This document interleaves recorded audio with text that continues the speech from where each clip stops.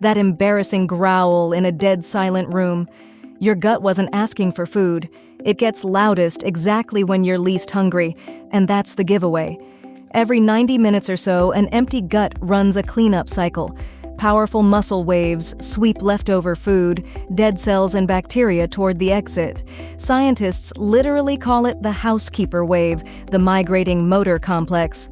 And here's why it's so loud. An empty stomach is basically a drum.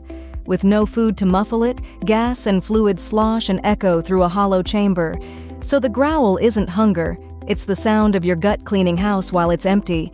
The second you eat, the wave shuts off, and the room goes quiet. Which is why it only ever roars in that dead silent room.